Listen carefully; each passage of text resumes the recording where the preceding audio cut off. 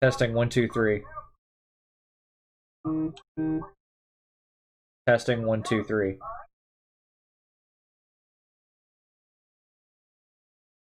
Okay, it's not doing it. Super professional stream.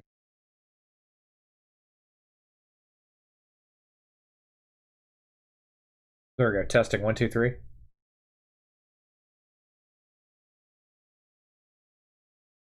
That's a fucking huge delay. All right, we're up. We're on live. Nice. Cool. Welcome to the world, everybody. We are on. How many days have we been doing this now? Anybody know? 11 11 days. As again, things got crazy after we left the stream. There are people in the normal area in Seattle. Not as many. The reason why there's not, as Keith has pointed out, is that they're marching around Seattle. After we left last night, only a short 4 hours after the shooting, the police used that as a partial excuse on top of laser pointers to attack the crowd again in force, this time with a fucking APC. I'll have some footage of that in a minute. And on top of that, they gassed a councilwoman who had just made a speech saying they were going to, they had finalized the procedure and they for sure had the votes to impeach the mayor. And there's a picture of the mayor after this today, which is Orwellian as fuck after that. Then it was 15 minutes after they made that announcement around 3 a.m. Eastern time, which is like 1 a.m. their time, that they attacked the crowd. And pretty much word online in Seattle's social media is that the attack was purely retaliatory after they learned that. So in response, the council people, which were not going to take the step to defund the police like Minneapolis has, is now taking the step to defund the police.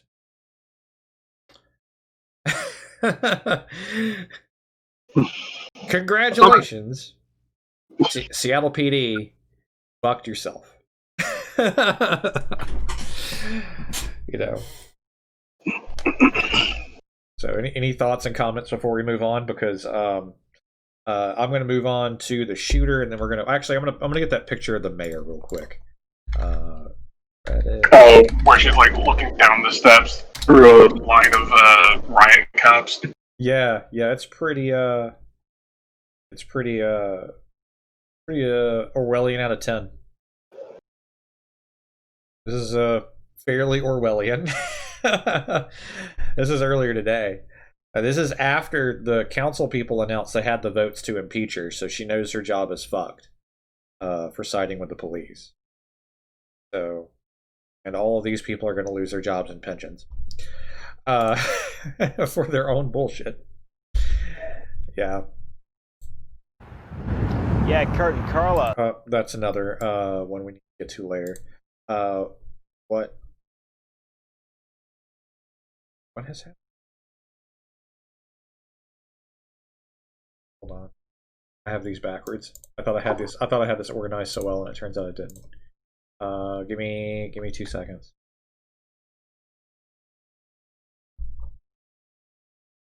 All right, looks like I lost the footage that I was trying to show everybody. Go me. Yay. Yeah, it's the same thing we covered last night, but I want to cover it again at the top. Oh no, I'm doxing everybody. Fucking title card. Button. Oh no, the tweet is now unavailable. No, I should have recorded it independently, but we do actually have it. I could put it together. I'm not showing anyone new information. It's just we watched it out of order last night, so footage of the shooting.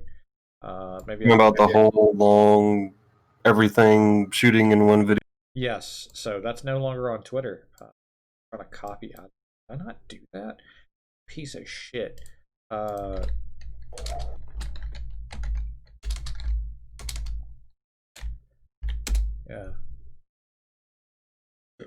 That's the whole thing on the Guardian. I trust the Guardian. Don't suck, Guardian.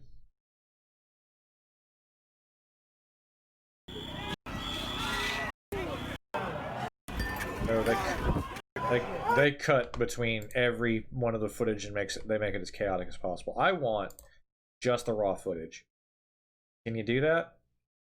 Can we do that? Has anybody done that? All right, we're just gonna have to use our imaginations. So there was a shooting. It was on the footage before. You guys can just watch the previous video. What I wanted to bring to everyone's attention is there's now high-resolution photos of the shooter, which is on screen right now. So this is our shooter. And we have footage of him turning himself in. Yeah. Which is not suspicious at all. I really wanted to analyze the full footage because I wanted to point out some things that he did tactically that required training. So, like, as he exits the car, he always checks his 360 to get his bearings. And he has really good trigger discipline, so he knows not to put his hand on the trigger unless he's going to use it. The gun is always pointed down as it's supposed to be. It's a good up and forward motion, so he always has his other hand at the ready to stabilize the firearm. This guy has had some serious training with a firearm from somewhere. The thing that's not super suspicious at all, how he turned himself into police. To come out of the store, so he's actually... So this is how he turned himself into police. Very bizarre.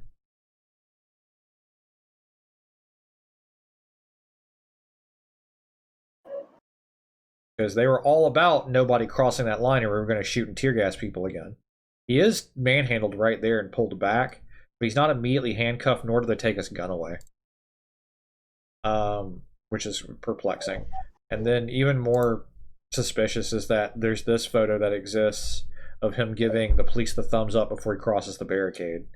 Now, last night I was the one of us who was I was the person constantly saying, let's not say this was a police officer. And I'm still not going to say, hey guys, this is totally an inside police officer agent. However, it's highly suspicious that they treated it very poorly, and it could just be that they are that fucking inept. Because they have done a bunch of stupid shit. But it is really fun. Have we seen evidence of them using like less than lethal rounds or anything like that? You mean like rubber bullets and stuff into the crowd? Yeah. Yeah, no, they used some last night. They injured several people, and they were targeting and destroying cell phones because there's a guy on Reddit trying to get data from all of those.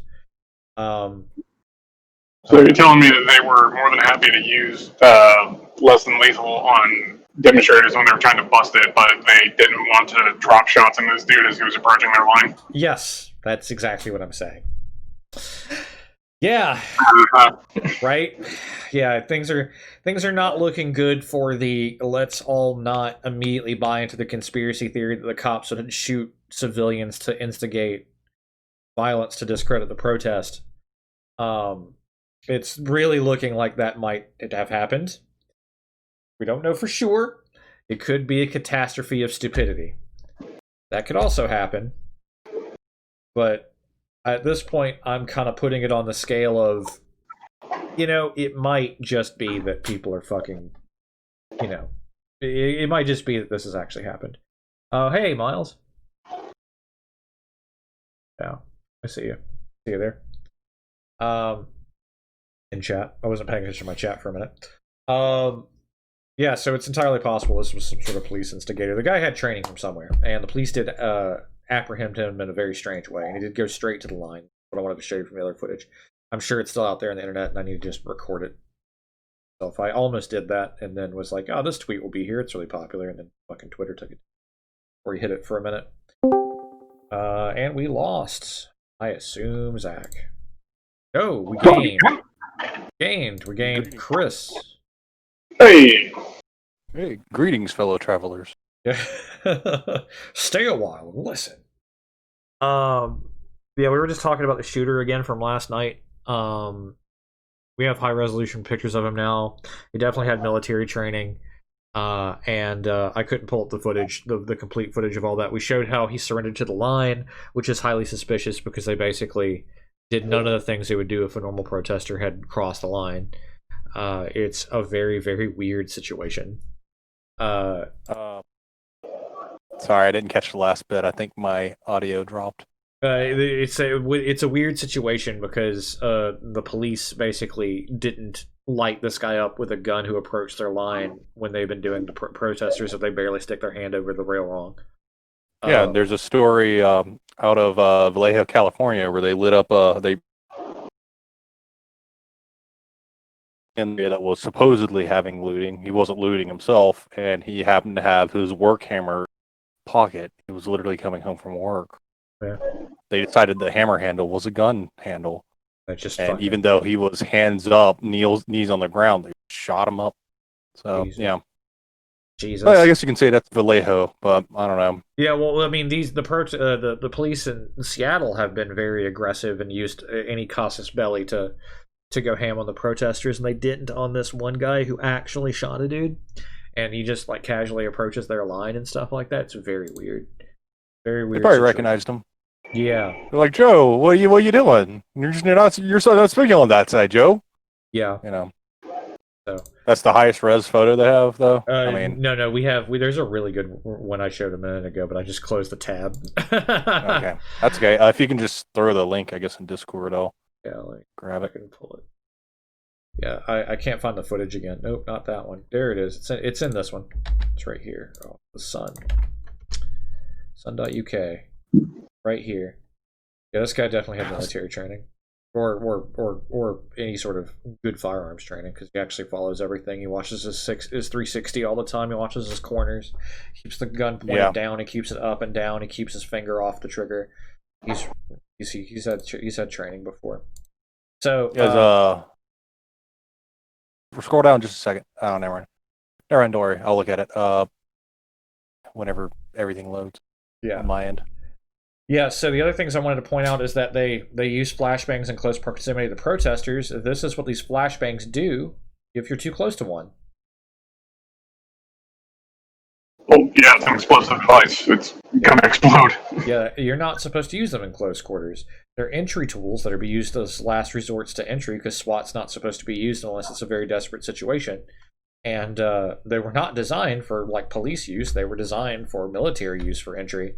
But they're very, very dangerous to use. Throwing them into crowds of protesters, is incredibly dangerous and not good rules of engagement. Here's some footage of what happened last night. There's a police officer in the front line, and he's the only one that does not have his body camera on. I'm personally kind of unjustifiable.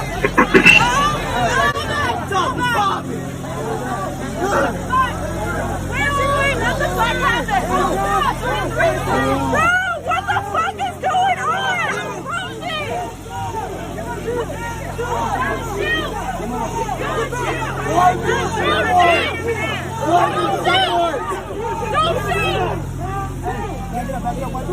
You guys are in riot gear! We're in fucking regular clothes!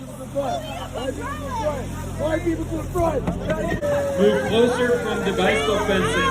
Move closer towards them, and now someone has thrown a glass bottle at the National Guard. I'm asking you. I want to pause this real quick, and after watching tons of footage of this all day today, nobody threw a glass bottle at anyone.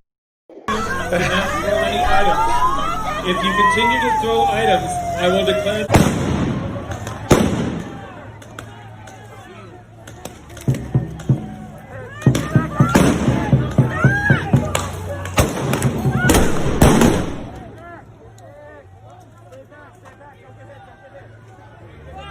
I gotta admit, I'm not a fan of the jump cuts, but I guess I understand the reason.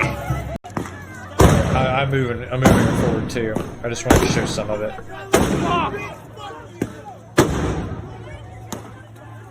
That's some first-hand account. There's actually a ton of footage out there, and I don't want to dwell on it for too long, because there's a fuck ton of it to go through. It's thoroughly documented. If you go to /r/Seattle or do a Google search for it, it's really easy to find. I just wanted to show some of it. All the people that we've been watching in Seattle captured it all, the entire push from every angle, like usual on Woke. And there's some people backing Woke up too. And yeah, it's pretty harrowing to watch the attack. This time they actually moved their fucking APC up with them. and the police basically held it late into the night. They did lose it again because people are back there. Not as many people there because they're marching around the city this time, which is more what we see over here. There is a ton of people on this side of it, though. Like I said, Chris missed it. The city council is moving to defund the entire police department now, after last night. In Seattle? Yeah, in Seattle. They were not going to do that. That was only something that Minneapolis was going to do. Yeah. And now Seattle's is falling down that line, and it's entirely because of the extreme use of force. Shortly after, a city councilwoman got in front of the crowd and announced that they had secured all the votes necessary to impeach the mayor and get rid of the police chief. So the general vibe is that attack was entirely retaliatory. After that, this morning in the news and on the police's official Twitter, the casus belli was throwing of glass bottles using laser pointers, and the shooting that had happened 4 hours earlier that they did nothing about, and then did not help the wounded man. The protesters did, all on their own. Fucking useless. Anyway, I wanted to bring attention to some other areas too.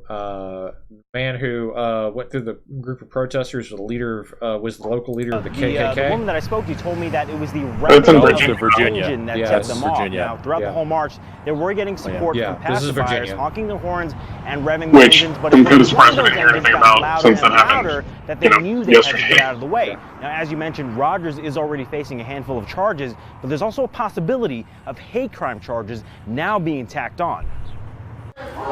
Yeah, in Seattle, we do not have any information about the man in custody whatsoever. We just have speculation and our analysis that this is a well-trained guy who, went to the police and they handled him very differently than anyone else. At first glance, this is not unlike many protests happening around the country. Just Hundreds a little bit of taking these part in what was pictures, at least supposed on to the be a sun. peaceful march on Sunday. You can at least see on his sleeves is essentially wrenches crusted. Oh yeah, that's the Ironworkers Union, and so he went and bought all of that. If you take the high resolution photo and zoom it in, you can actually see he's wearing all of that under another jacket, or over another jacket, in the middle of summer. Yeah. So he went out of his way to look like that he was a member of a union before he did it. So regardless of whatever this guy's political stances or affiliation, he wanted people to believe that he was, in or affiliated with the fucking Ironworkers Union for some reason. All right, so here's also a horrific statistic. U.S. arrests are now higher than the Hong Kong protest in total figures. To remind everybody that the Hong Kong protests have been going on for over a year against a totalitarian repressive regime that has no problem putting you into a concentration camp openly. And we have now arrested more people in these protests than China. That fucking scene.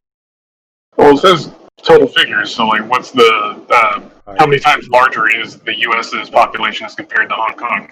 Let me. Well, true.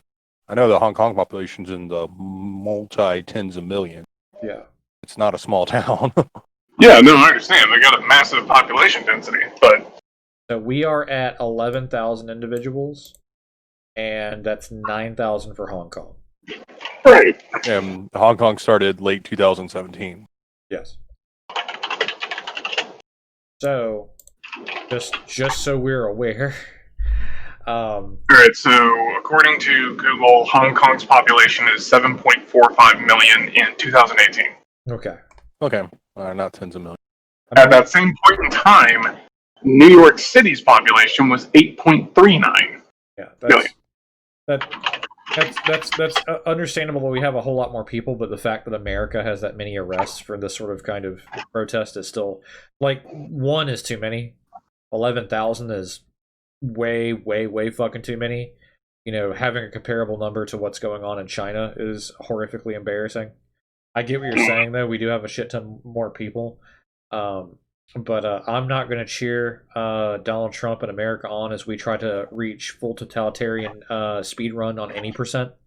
Yeah, don't get me wrong. I'm not trying to support him either. It's just that I have like a fundamental dislike for headlines that are like that, where you have to kind of parse them out a little bit, and if you don't have any like passing experience with statistics, it's going to look terrible, and then it's like it feels so clickbaity and disingenuous, and I just really don't like it. I absolutely understand where you're coming from, and you're totally right. Most of the time they are. Like, most of the time those sorts of headlines are fucking awful. So you're totally right to question that. And it was pretty good for us to go back and check what the numbers are. But it's still pretty fucking grim.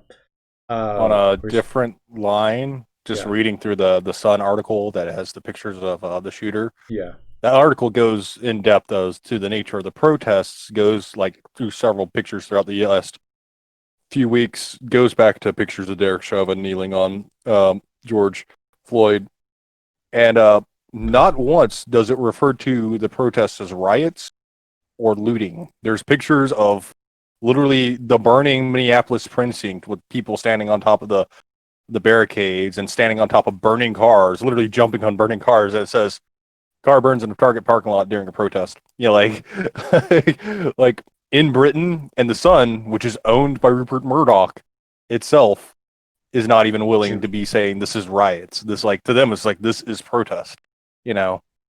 So here we go on our claim of First Amendment being, you know, the American thing.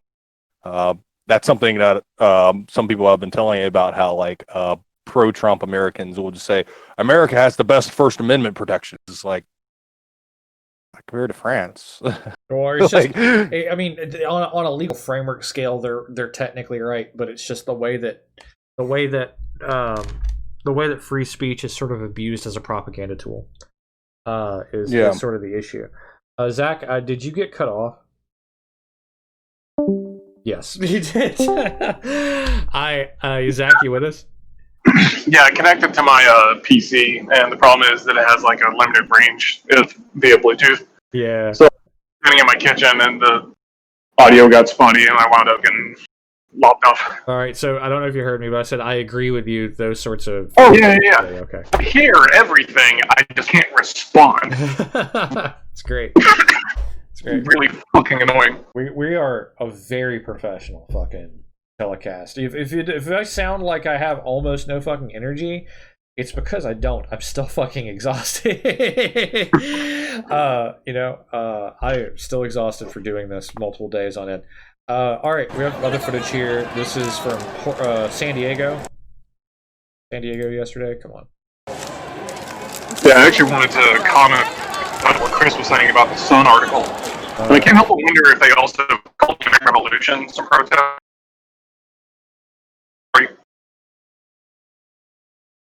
We lost you again, man. Your Bluetooth headset does not like you. Yeah. You have to shove. The secret to making a Bluetooth headset work like that is you have to shove your head into the computer. It's right inside the computer. Yeah, basically talk inside the case. Yeah. Oh, wait. Okay. So you heard that? Yeah. Okay. I've actually found the dividing line. It's literally the partition in my kitchen sink. Nice. Nice. But yeah, what did you want to say to Chris? Oh yeah, I was trying to. He was pointing out that, like, you know, the Sun didn't even call pictures of the protesters burning down the precinct a riot, and so I was wondering if they also called, like, the Boston Tea Party protest as well or something. Yeah, right. Yeah. You know what's funny about modern British humor is that they probably would call it a protest, and they'd just be like, "But we had to clamp down on it because it was necessary." Yeah. You know, like. But I mean, at the same time, I'm not going to give the Sun credit for being humorous. Yeah. So that's fair. All right, we're going to go to San Diego here real quick to see some other fuck shit that happened. And now they're shooting. Oh my god! What the fuck? That's crazy. Hey, wait! You know, I got to see these things happen in these different cities, but it's also really heartening to know that, like, a short list of offenders that would be like, all right, just check these guys and we'll see what happened. And not just like, oh god, how come the entire fucking nation's on fire? Right. I want to point out this man is using, I think it's a fucking, I forget the M designation, M6 grenade launcher. You know, at a protest, because you totally need rapid fire capabilities of CS gas against peaceful protesters in broad daylight. Oh, is he using one of those SIG? Yeah, he's using fuck, I forget the actual M designation for it, but yes, he's using on Forgotten Weapons. Ian went through one of these one time. It's literally a revolver that shoots. Yeah, I think it's an M32. M32, that's it. You're right. It's M32. It's an M32 grenade launcher. You know, this guy's using an M32 grenade launcher, which can be fitted with explosive rounds at any given moment, but it's probably, you know, the gas settings set down for use of less than lethal rounds and whatnot. And you can actually fire dummy rounds into people and break their ribs, which he may have as his pouches. But, you know, why do you need the ability to rapid fire CS gas in broad daylight during a registered free protest and in broad daylight? Don't shoot! Stop shooting! We don't have anywhere to go! Stop shooting! Stop shooting! We don't have anywhere to go! Stop shooting! Stop! Stop shooting!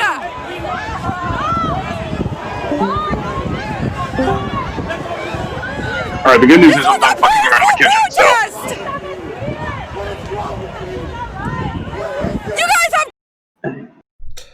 So, like, if I sound ultra exasperated in this stream, it's because I sort of went through all this footage and there's a lot more of it. We could fill this entire stream for 3 hours of stuff I've been through today, because while in between working, I went through footage.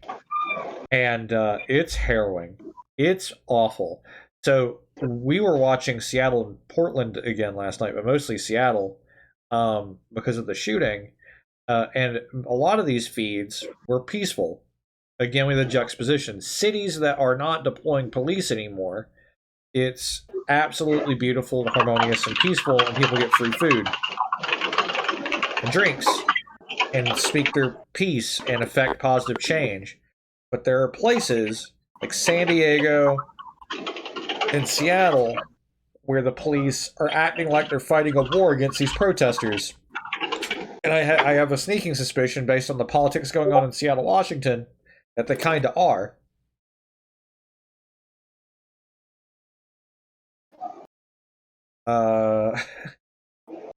Police just pulled out of Seattle. They just pulled out? Yes. Damn. It looks like they're going to march. Yep. That's it. Well, we saw them do that. Yay!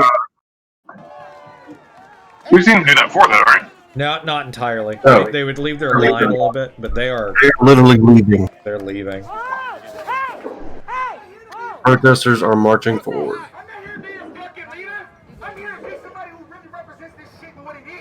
I mean, yeah, they're fighting a war for public opinion. And they lost. And so, yeah, the only thing that they seem to understand is playing Call of Duty for public opinion. Like, you know, action stance. They're definitely getting Trump's voters, the few that I guess remain. I don't know. To note, Trump dropped at 38% approval, which is still disgusting, but like, that's below the 41 that's been magic for the past 3 years, you know, so. Yeah, like, it's... I think a lot of it is that, yes, they were definitely fighting a war. It's just that they didn't know what that... Like, you know, we don't want to give them credit for having some big plan. It was literally we saw a large-scale embodiment of the police attitude of, you have to respect my authority no matter what. Get down on the ground and I have the ability to club you if you talk back to me, that we were all literally protesting about. You're right, Keith. There they go. They're marching forward. The protesters won. Looks like we're marching here now.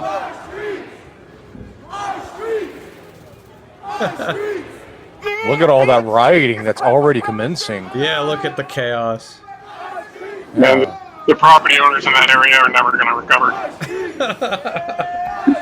But yeah, like, what we saw was a large-scale version of that attitude that police that we were complaining about, for the protesters about, that they believed that they basically had, they were all Judge Dredd, as Other Zach put it. That's how they saw themselves as. And I don't think there was a plan beyond that. I think the idea is that they just asserted their authority hard enough for long enough, wouldn't they finally just fucking sit down like they're supposed to? And when it didn't happen, I think they just panicked. Yeah. We're gonna sit through weeks and weeks of them crying about how it's gonna be chaos and we'll need them. And then I wouldn't be surprised if some of them become criminals themselves in retaliation afterwards. Oh yeah, no. Given the circumstances, if there's like the actual amazing, a lot of the like the serious perpetrators actually get disbanded and defunded and such, yeah, they aren't going to be arrested. They're going to just end up being criminal organization. Yeah, and that's where we get into a more terrifying aspect. Yeah, I absolutely. That's going to be the counterpunch. Yeah. Yeah, I think that they're going to become disillusioned. You're going to have this hard right-wing fucking militia that hates the liberals that, you know, and I think you're going to have a couple of them that are going to try to be fucking terrorists. But, you know, it's amazing, though, that Seattle won. The people of Seattle beat the fucking authorities. They stayed for 11 plus days. 11 days, yeah. I think. 11 straight days, refused to leave, flashbanged in the face, tear gassed, attempts at being surrounded, repositioning and pushing the police back, police brutality, lasers in their eyes, and an active fucking shooter shooting one of the protesters, and they themselves handling it while the police stood by and did nothing. And they won the political leverage and the physical ability to cross the street like they wanted to 11 fucking days ago. Yeah. Yeah.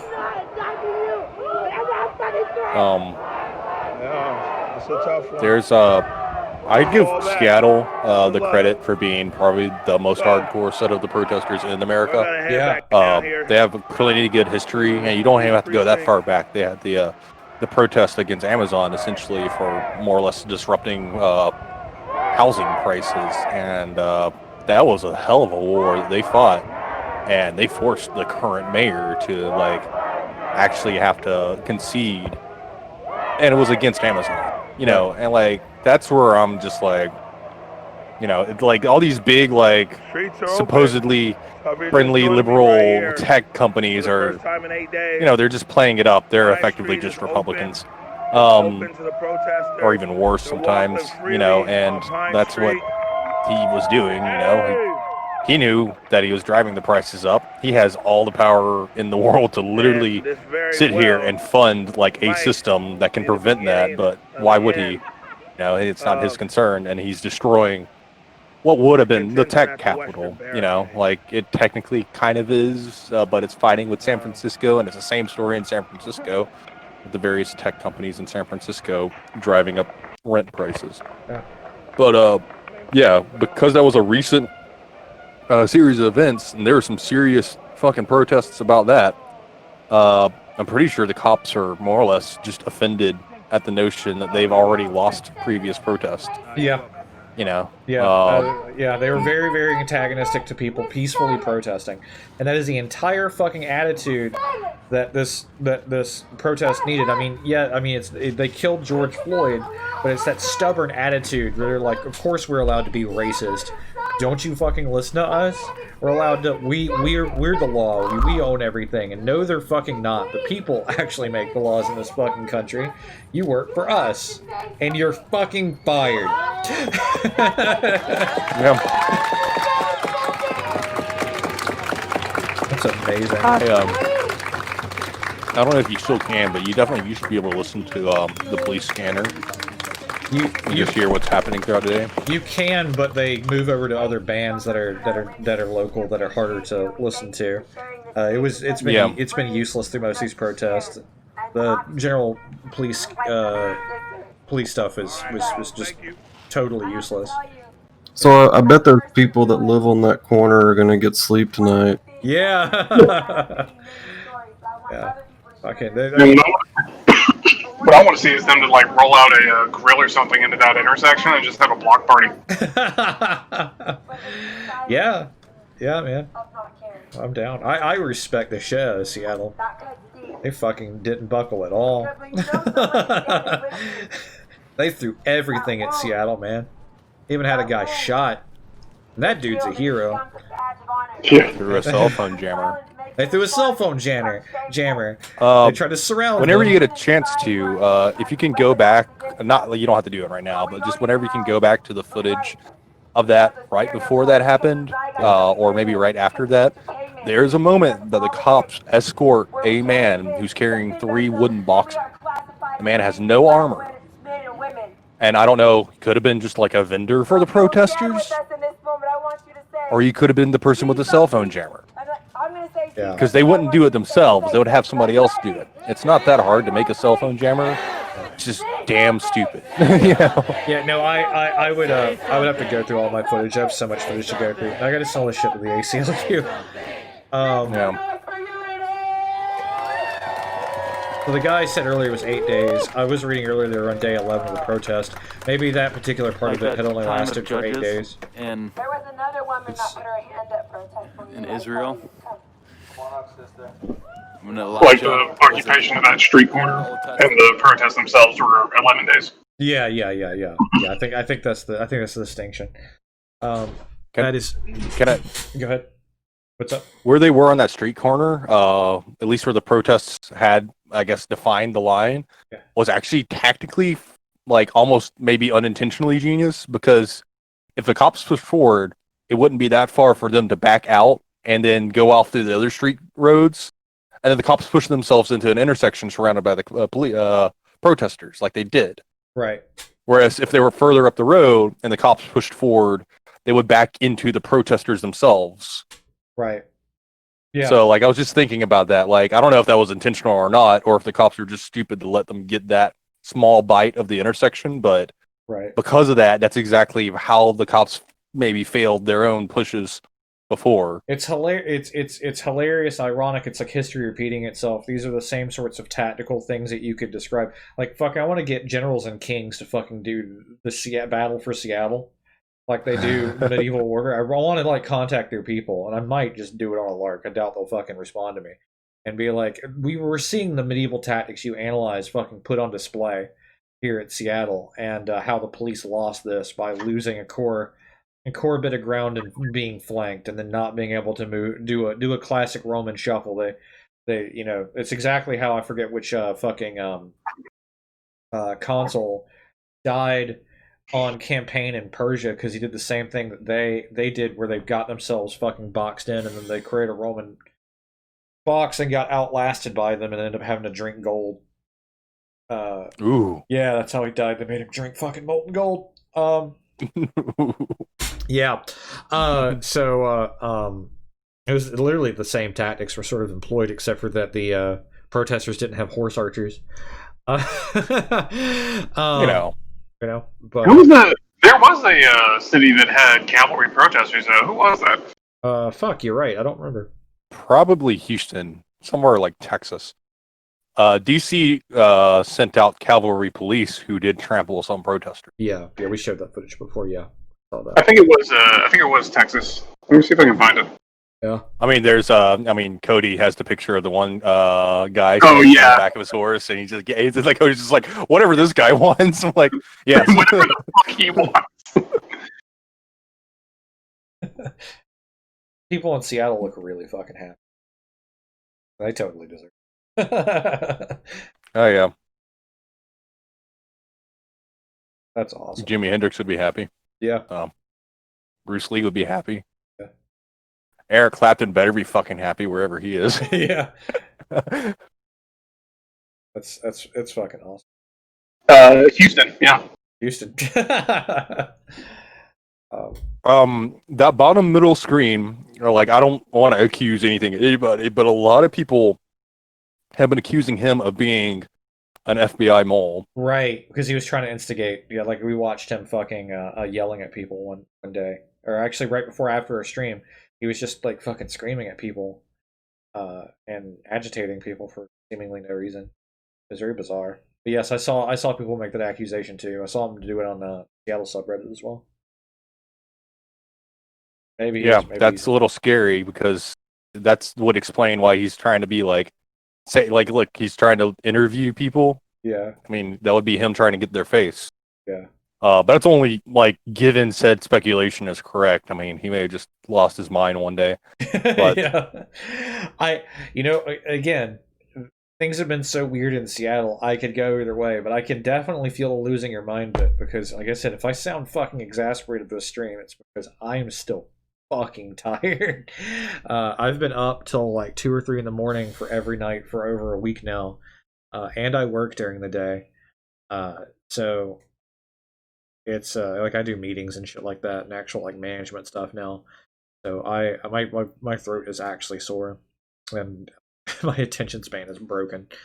So I probably need to take a break from this for a day or two before we rejoin. But so far, I shouldn't say it, should I?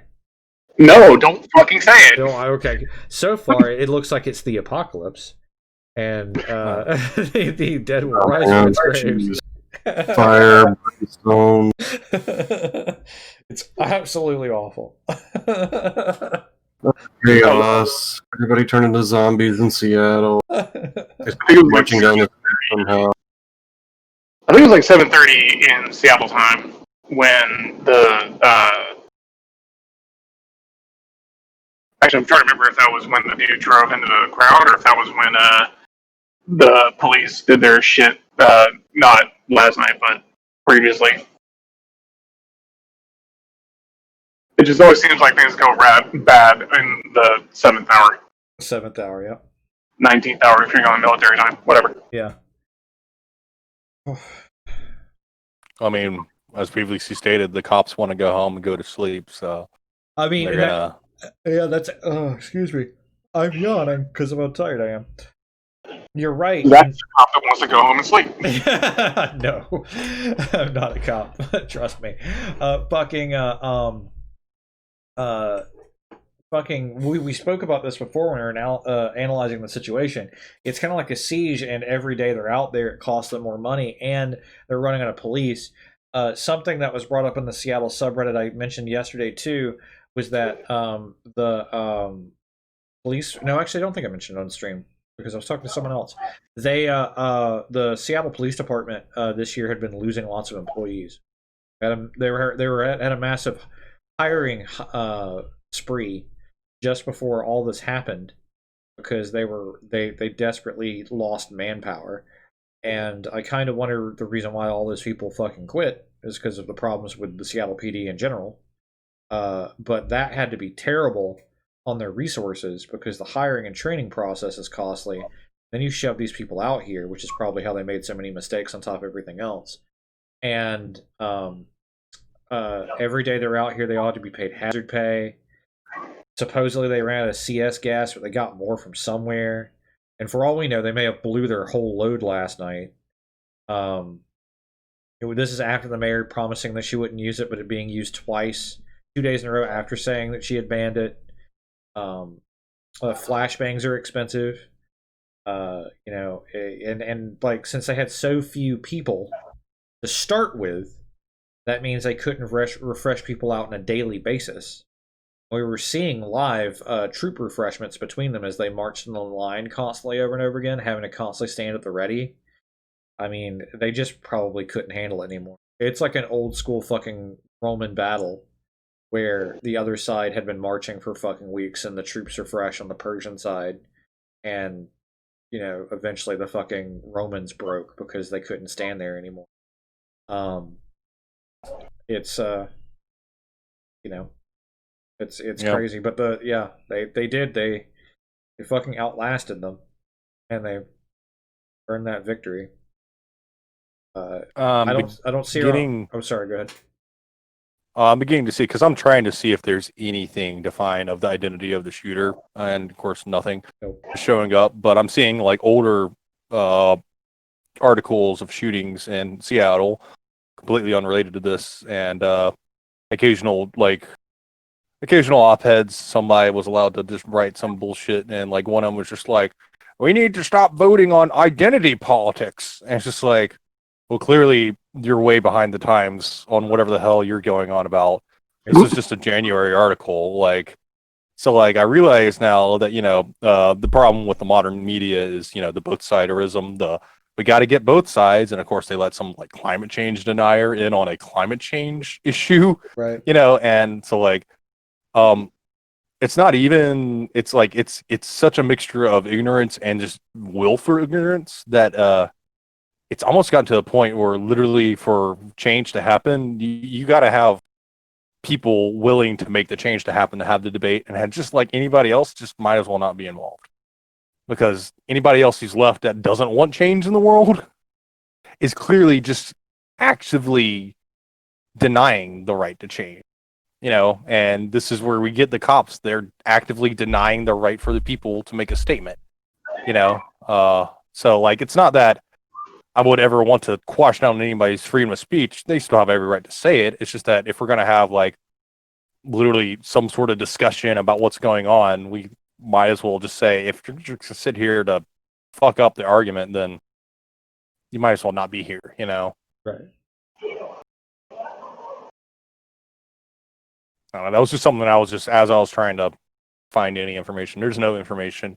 Yeah, no. Which is also a little bit troubling. You would imagine that anything would be available at this point, but yeah, because no, because there was a Sean did a video on this regarding one of the mosque shooters in Canada. I think he did it like a year ago or so, but he was talking about this kind of exact thing with alt-righters and how like they chomp real hard at the bit in order to get information. Like I think it was Gavin McGinnis, who was like, "Hey, we just need their name, please," and it's just like, that's some of the most closest shit that I've seen to being blatantly not a dog whistle, outside of just saying, "Hey, was it a Muslim or not?" Like, these things do take time, and the police definitely want to make sure they get this shit correct, because if they just accidentally name someone and it turns out that they aren't the actual individual, then they may have just doxed someone who may get vigilante for no reason. Yeah, but the police have the suspect, as opposed to the occasions where they don't have the suspect, or the suspect is dead. Thereby cannot be in it. They had a suspect, and it still took them, I think, like 2 days or something like that in order to release their information. Yeah, it depends on the policy of the state and the city when they release information. If we were in Canada, we wouldn't actually know until he was convicted. Canada has a policy, or some provinces of Canada have a policy in which the suspect cannot be named unless they are convicted. Honestly, I find that legit. Yeah. That makes sense for everybody at that point. It's just frustrating in this case, but yeah. I think that we're all right there with you, is that we want to know as much as we can about this dude as soon as possible. So, yeah, I'm not trying to, like, call you out on shit. I'm just saying, yeah, stuff. Well, I mean, the thing is, like, literally a parallel event happened yesterday, and we already know that guy was the head of the clan. Or not the head of the full clan, but, He's a clan leader, yeah. Yeah, area clan. So, like, there's clearly a different policy available right there, but I don't know. Was it for lack of effort? I don't know.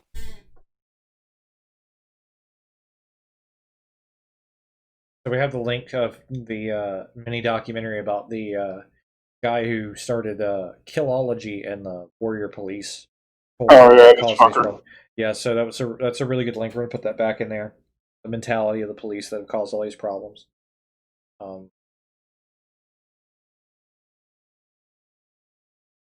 That is probably going to be maybe the biggest struggle, as you described, the Pelian culture in police training, and how they exist in the British system. Right.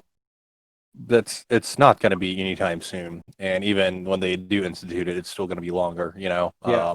there's Yeah. going to be people that actively resist it. Yeah, which is what we're seeing. Like, I'm sure part of this fight was a real existential fight for those officers and that police chief who in Seattle who 100% fucking believes this shit, and it's the warped reality that he's like actually a warrior under siege and everyone else is the enemy. And yeah, it's going to be this huge deal. I was talking to Damien about this. I'll repeat it here. To implement sensible policing policies like the Pelian principles, probably going to have to fucking permanently fire like fucking 99% of police because they'll be unfit for duty. Like, actually, like, it's not even like I sort of feel sorry for some of them because like they've been sort of brainwashed into this, that hyper aggressiveness and whatnot. And you won't be able to. There won't be anything salvageable in those particular people. They'll just be problems. You'll probably have to open it up to brand new people to train from the ground up. Yeah, that is probably what needs to happen at this point.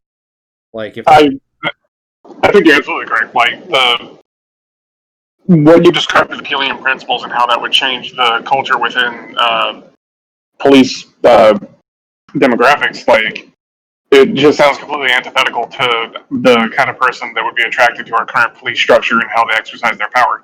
Right. You're exactly right. That whole idea that you have to be stronger, that you're always, you have to always show force. You must have respect. That you're always under siege. You always have to be ready. That whole idea, that whole mindset, that works really well if you're the tip of the spear Marine, going deep behind enemy lines. But if you're not doing that, then that is the opposite of what a police officer does. And a police officer should be somebody who knows the people on his street, and brings fucking water and snacks to homeless people, and talks and gets to know his community. I find parts of the show problematic, but fucking the Andy Griffith Show is a great example of that. And I'm gonna play a clip from fucking Andy Griffith. I know which one you're talking about. Yeah, I'm gonna play fucking. I mean, yeah, no, like that's exactly. Obviously, it's problematic. It's from like 1962, but like, it's also like at least making a point that Andy Griffith was a community member who was just there to talk to everybody, and like the constant drunk Otis would walk in and literally walk himself into his cell. Like, he's like, I'm drunk tonight. Yeah. So. Yeah. So there's also, I don't know if you're showing the one, but it's notably the episode, particularly about how people in Mayberry were treating the one black guy. No, I'm not going to show that one. That is actually another good episode. This is what I wanted to show. Tell me. The reason why I won't carry a gun. Yep. Taylor, why don't you carry a gun? Oh, I don't know. When a man carries a gun all the time, the respect he thinks he's getting might really be fear. So I don't carry a gun because I don't want the people of Mayberry to fear a gun. I'd rather they would respect me. And there you go. That is everything that I want to see changed in the police in 23 seconds. It doesn't need to be any more fucking complicated than that sometimes. I mean, I'm sure it actually in practice it really has to be, but like really that encapsulates the entire thing. Yeah. The gun should really only be a last resort and not, and you're right. I don't even know. And the way you ensure that is you don't give police firearms. You have a dedicated what we call SWAT in America. They're called other things in other countries like GSG-9 in fucking Germany, which is super elite, and stuff like that. They are a highly trained, rarely used force that gets to be called in on the rare occasion that that's needed. Otherwise, if you're a police officer, you do not have a gun. And I will repeat, America doesn't need to be any different, because in countries like Finland, it's actually easier to get a automatic weapon there than it is here. You put on a huge waiting list here, and it was like crazy expensive. Over there, you take a 2-week training course, and if you can afford the firearm, you get to carry it. Well, don't they also? I know that a few different European countries have mandatory military service as well. So, well, that's actually how it works. Is that the 2-week training course is bundled into mandatory military service. But like a lot of countries that have mandatory military service, you can elect to not do that and serve some other civic position. However, if you serve some other civic position, but you want to own a firearm as a part of collective national defense, that's the reason why they have it. It's, because of the Winter War in World War II, and their position in World War II, fighting the Soviets and the Germans and a bunch of other stuff. And the polar bears. And the polar bears. You can take a 2-week course that would have been the firearms training course, and you're in literally the same course as the people in the mandatory military service, and you get the same ability to carry a firearm if you did your civic time as a librarian. But that's part of that. And again, the reason for their ubiquitous of guns is different than America's. America's Second Amendment comes from overthrowing our government, which is very ironic considering what we are doing and protesting and the kinds of people who are pro-Second Amendment people and how they feel about these protests. Very ironic and poignant in how that's flipped. But in Finland, the reason why everyone gets to own a gun is because it's collective national defense. It's for the collective defense against an external threat to Finland. Huh. Yeah. Also, I saw something about it where there's this linkage between the preservation of property and the American gun culture. Yes. So, and this is actually something culturally, there's a clear line from colonization and it's being a for-profit venture, all the way through to how American culture views property, and that is somewhat codified in the wordage of our Enlightenment era influenced documents and rights.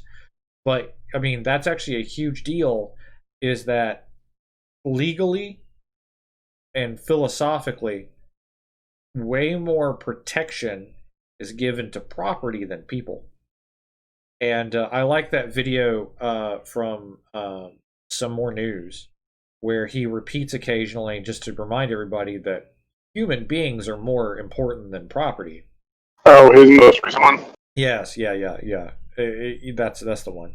He does a really good job to illustrate that by just stopping every time this is important, and he reminds everyone of that.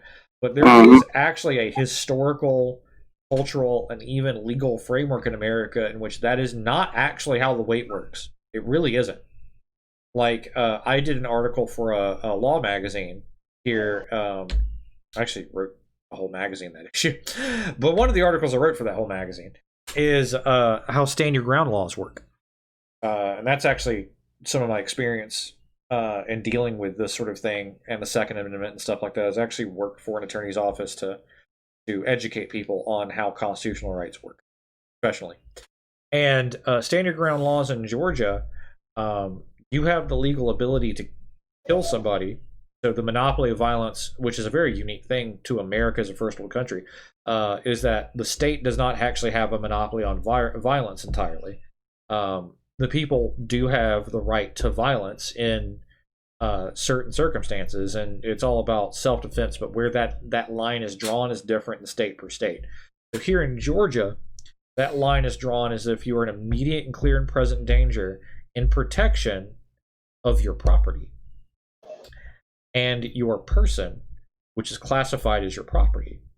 Notice I did not at any point say in the preservation of human life, because you can actually, under our laws, intercede on protecting someone else's property, but you have to be very clear that that is what's going on. It becomes very dicey. It is much more clear defending your property, which your body defined as property. And it does use the language about the saving of life and your immediate family and whatnot. All of that is put into a framework which refers back to ownership of property, putting way more weight on that than preserving human life. And it's interesting that is like actually the culture. So in the hypothetical situation, someone were to bust into my room right now, I would have the right to kill them because they damaged and are threatening the door and the table next to me, laptop next to me. But if they were threatening but not on the property of my neighbor, and they were not actually holding the gun to shoot my neighbor, I would not have the same legal protection for the use of violence as cleanly. I mean, most juries indeed drop it, and it would exist ephemerally, but it would not be as clear cut as if I was defending the inanimate object that is my door. So that entire paradigm needs to be shifted, in my opinion, and I'm saying that as someone who is pro self-defense and even pro Second Amendment. Yeah, once you actually get into sort of the legal philosophy of it, it gets kind of fucked up that way here in America. But we do 100% value material wealth over humanity, everything we do.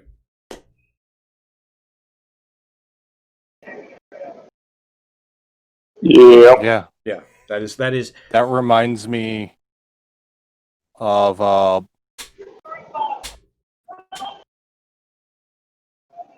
sorry, somebody texted me at the same time. That reminds me of how if you go around Atlanta, or probably every other majors in America, you'll find quite a few, not even necessarily rich people.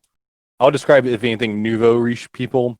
They will buy like doors and parts of monasteries of various religions, Buddhist monasteries, whatever monasteries.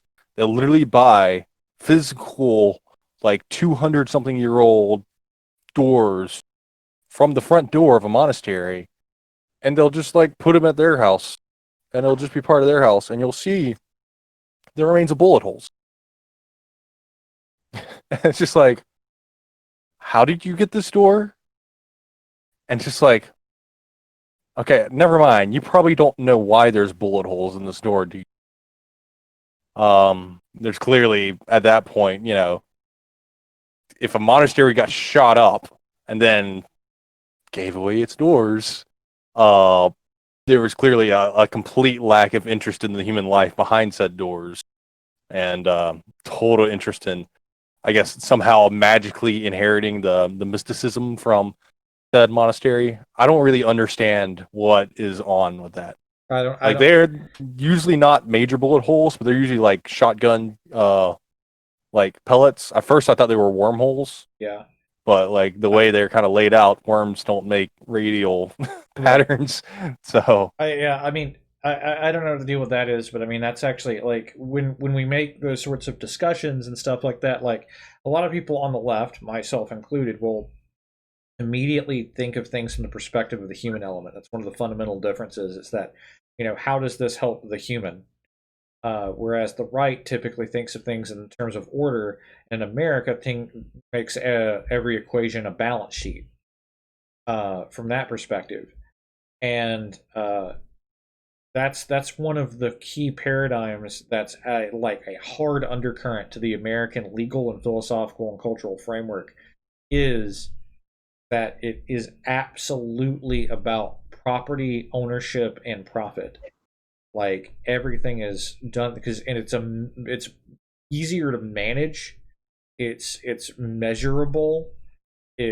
Everything about that is made that way. And then all resolutions to conflicts are almost universally monetary, civil suits and whatnot. And if you don't, I wanted to sue the school I've been through so many injustices for, and man, can we just do this cheaper so I, just sue them for the restitution of going back to class and them doing what they're supposed to do. And while it is entirely possible to sue someone for, getting them to do something like that, making decisions like that, those things happen. I was told point blank, no, you got to do it for the money because they won't care. They won't actually learn the lesson unless the balance sheet. So that is the lens by which America is viewed, is entirely the balance sheet. And that's a cultural paradigm I think needs to seriously shift. But it's going to be the hardest one to shift because the very purpose of colonization in America was for the profit of other colonies. So the laws written in the colonies that were brought over from common law and the cultural undercurrent of our laws is from the purpose of measurement of wealth, ownership of property. Human life and value comes a very, very, very, very distant third. The Portland protesters, the middle right, are about to get onto the interstate. But yeah, that probably is inherent with our Romanization of Rome. Yeah. Well, so like in the Justinian Code from later Rome, that is actually a thing that is the bedrock of most Western legal structures. There's a lot about the preservation of life and making decisions that maximize an ideal of justice that's Aristotelian, in that justice is a teaching experience and corrective. And while there are punitive punishments within it, the punishments are supposed to be layered for like the types of murders. Like you have first and second, third degree murder. That comes from the Justinian Code, which is a philosophical look through a Christian lens of what laws should be applied and how they should be just, codified into a framework and a functional structure. And like originally, like the reason why those like degrees of murder are there is not an understanding of the damage done to the victim, because they're dead. It's an understanding of the veracity and humanity of the perpetrator and the ability to say that this person can be healed of that in degrees of how that murder happened. So that if it's a lesser version of murder in which it was a crime of passion, the corrective window for that is much shorter than somebody who premeditated the crime and really considered their actions and went through with it anyway. So that is an adjudication law based on humanity, which exists in our system, but primarily it's about protecting property and money. Yeah, and some of a lot of the humanity got stripped away, and that is a big chunk of a problem that is really hard to fucking deal with, and will take a lot of time and a huge cultural shift to want to try to correct for. Yeah. You there's the thing is, with Roman history comes literally a backlog of Roman civil suits. Yeah. And there's plenty of cases where like a slave was killed and it's purely a monetary value to the slave owner. Right. There's nothing to do with why the slave got killed. Right. If the murderer straight up murdered the slave, it's just entirely it's a monetary suit. And under ancient Roman Republic culture, it was legal to sexually use your slaves however you saw fit, but it was culturally considered taboo if you were utilizing which is horrible for me to say, utilizing your slaves sexually in a way that that they were a aggressive partner. You had to be the on top partner, and that mattered more to them. And while that seems bizarre in a context of American history, but our form of slavery is in many ways that level of ownership taken to a further extreme, because we do that. We absolutely do that to black people in this country. We did that back then. They had no ownership or agency of their bodies and did horrifying things to them sexually and physically to continue to get their obedience. But we still do that because remember that the amendment that actually outlaws slavery gives an exception to legal punishment. And that loophole is used for the reason why black people are targeted by criminal or as a criminal element. under law more often, because it continues a cycle of slavery in which black bodies can be further violated sexually, because we culturally consider that a punishment that is just and a joke against manliness all the time. Prisons, and we take mostly black men, put them in prisons, and they can be forced to do manual labor and often do so. So people say that slavery has been dead in America since the Civil War. I argue that it has not yet ended, because America has the largest number of incarcerated bodies in the world. The vast majority of those bodies are black, and an even more majority of them are male, and a lot of them are put towards physical labor that is very, very much slave labor. And there's in that going back to humanity and the Aristotelian version of justice, there's no justice there because there's no education there. You're not building another better whole person, just eating their life away for your profit. You're right. That's something that is not commonly discussed, and in fact, just completely ignored in America, where education is now being considered a premium again. They're expected to pay for their education as opposed to that being inherently part of being a citizen. That there's no justice if there's no education. That's simply it. If you cannot make a better human out of any child, then there is no justice. And there's plenty of children who are not afforded said education, civilian or not civilian. And I want to make it clear, it's also not just the first chance you get which should be functional the first time when you're a kid. It's even harder if you're an adult, and for someone who has long-term incarceration, even if rightly so, for a crime they've committed, there's no educational value for them while they're incarcerated to make the better person when they're released, which is why we have so much recidivism in Americans, where most criminals go back into the system almost immediately because they just have this massive gap of time where they've been in a hellhole and have had no chance to better themselves in any sort of support structure, and then are thrown out into the middle of nowhere and are unable to work with extra problems thrown into them, so that they're almost certainly going to come back into the system again. All of that needs to be completely and utterly upended if you want to see a real change in social problem. You need free college for everyone for the first go. You also need accessibility for people who missed out when they're older, and you need educational programs for people who are incarcerated. Other countries do this. Scandinavian countries do this. They have almost no re-incentivism whatsoever. They have incredibly low crime rates. You have to see even the worst offenders in a society as fundamentally human, because everybody's human. But we don't take that perspective. We take a profit property perspective on every problem. Like, we're even talking about defunding the police, which is the method by which we have to go about this most of the time, it seems. Would have been amazing if we had been able to open a dialogue up and change the individuals who were causing the problems, but they wouldn't hear it. The resources had to be taken away. Those are the mechanisms and tools in which we have to work with currently. So I guess that's where it starts. Zach, you've been a bit silent. Do you have anything else you want to add? Not particularly. I do remember hearing about something from a Scandinavian country. There's an article talking about like what their prisons look like, and they look closer to like a mid-range hotel. Yeah. Than anything else. Yeah. And they mentioned that at least one of their inmates that was in there, like, turned himself in, and for the crime that he committed, he's like, I know that I can't really safely be around other people, so this is good for me, and this is where I want to be.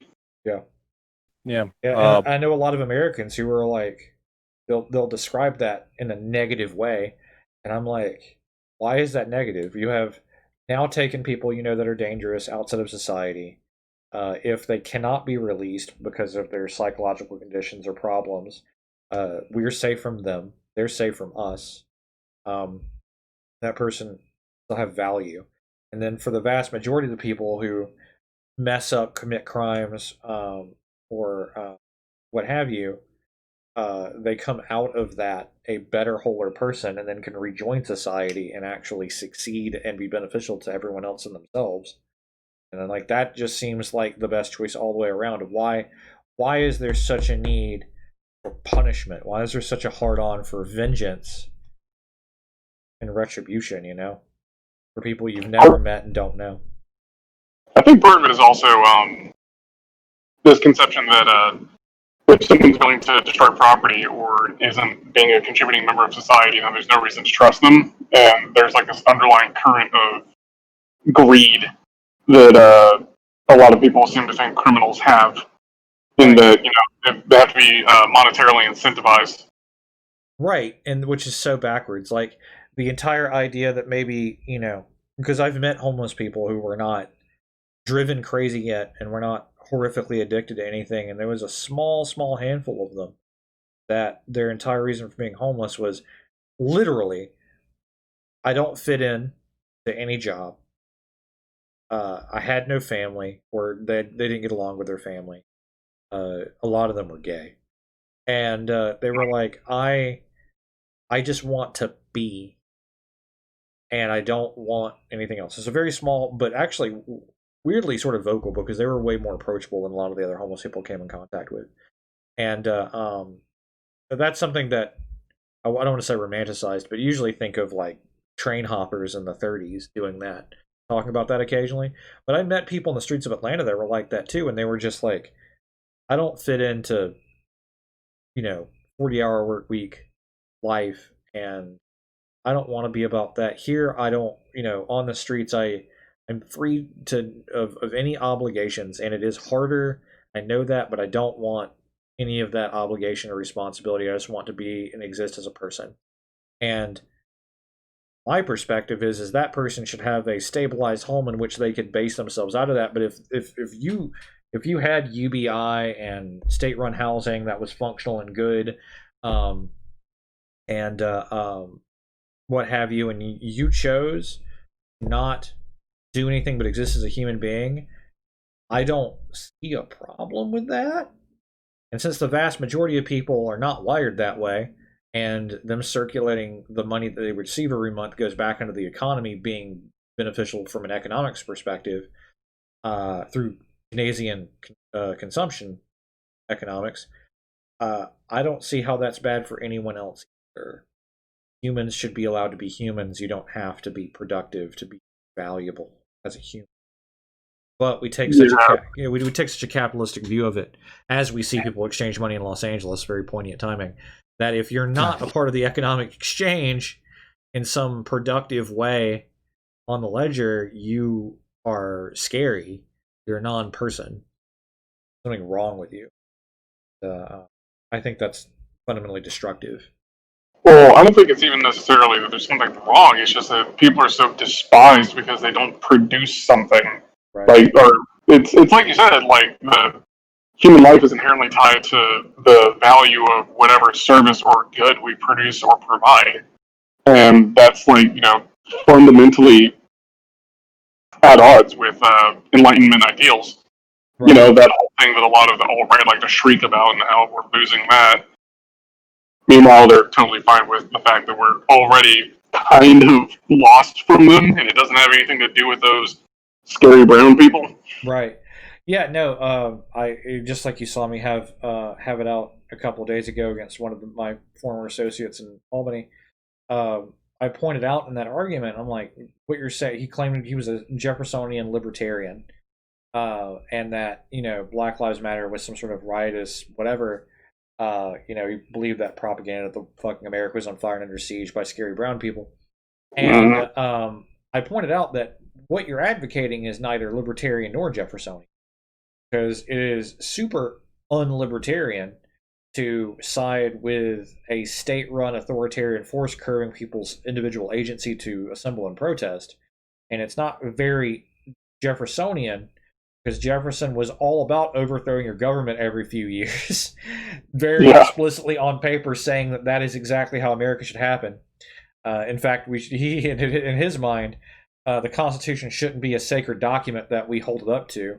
although I rather like the philosophy behind the Bill of Rights and think we should keep it. But he was all about, no, man, you should throw that in the trash every like 10 years or so.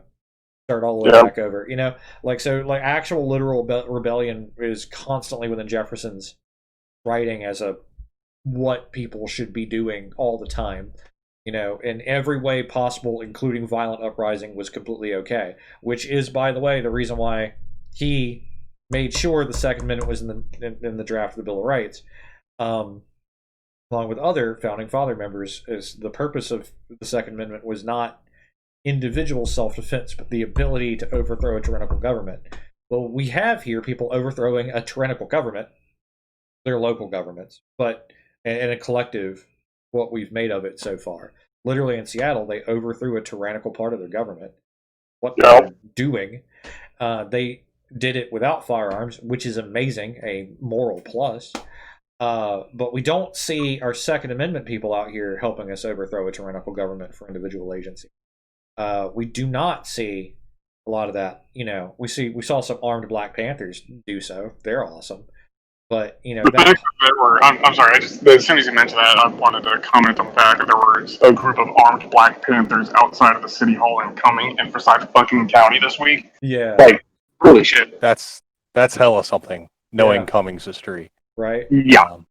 I supported the hell out of them when they were in Southeast Georgia after those 3 former cops killed a man down there, and I thought that was a really good, smart protest for them. And I support the Black Panthers' right for the Second Amendment because they are using it properly. They're arming themselves, overthrow and oppressive a tyrannical government.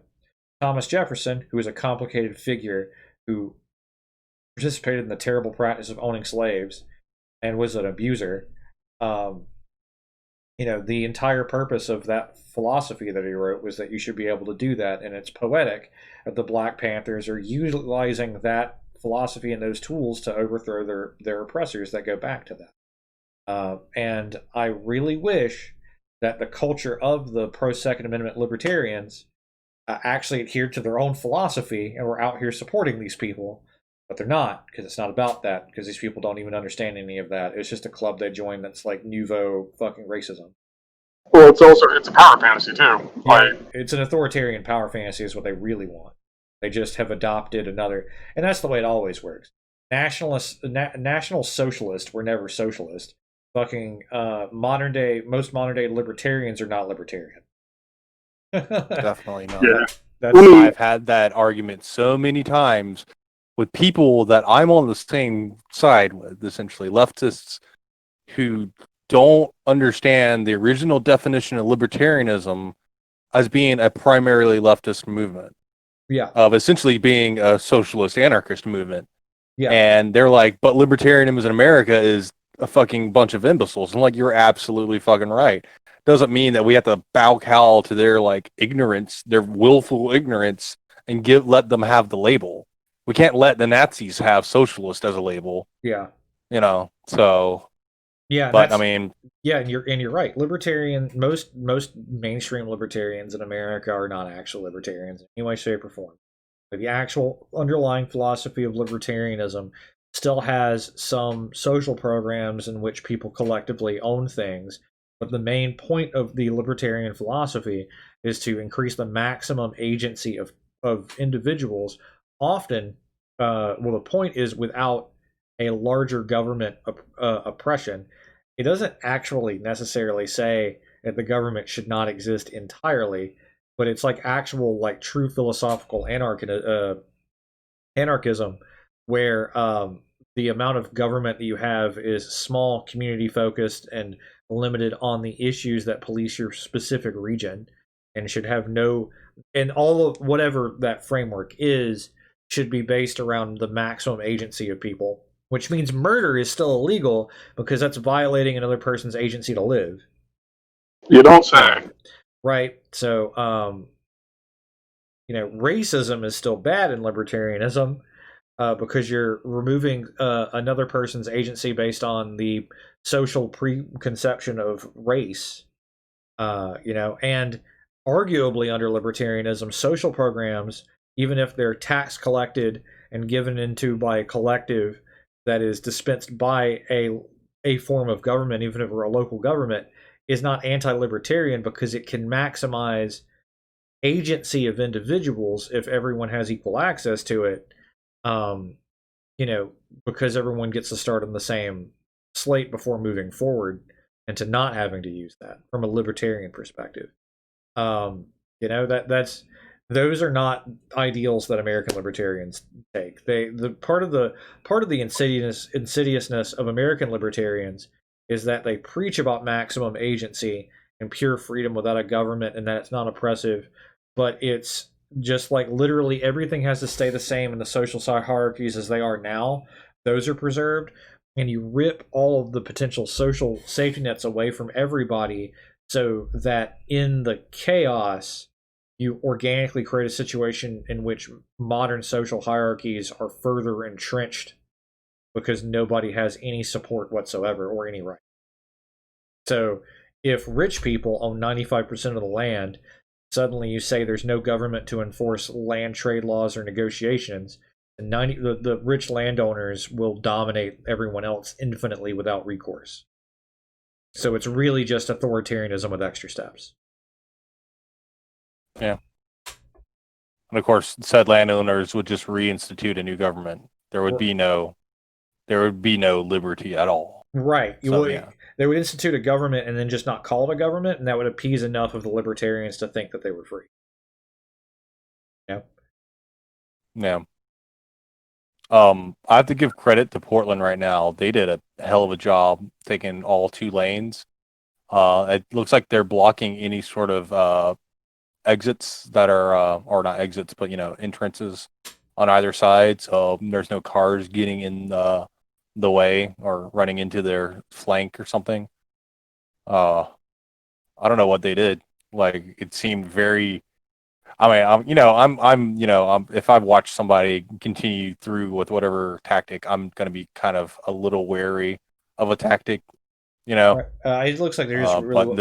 It looks like they're really well organized, and it seems like they have cars with them that are driving alongside them to. Well, yeah, the one that you see, not the silver one, but the truck behind them was there the whole time with them, and it did pull out into the traffic, but there were already people on the road.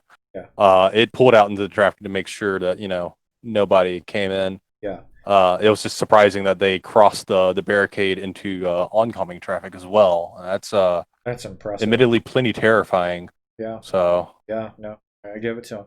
I want to, for any libertarian viewer of this show, I want to also say something that my views on how libertarianism works, as far as like small government investing in people. Almost all libertarians really venerate and worship Adam Smith. I currently have my copy of Adam Smith's collected writings right next to my copy of the Marx Engels Reader on purpose on my bookshelf. And Adam Smith is actually very explicit that education had to be absolutely free and accessible to everybody, including the lowest of the workers' class, for multiple social reasons, and goes into that. Yeah. So there's not a lot of this. Oh, yeah, go ahead. I was going to say there's a lot of things actually Adam Smith says that do not fit a modern fucking libertarian ideal. I'll quote those with page numbers on the fucking subreddit. That's how I got banned from that subreddit. Yeah. Excuse me. Anyway, well, there's a similar parallel with Friedrich Hayek, who is essentially considered the father of neoliberalism, with his crew, the Montpellier Society. Right.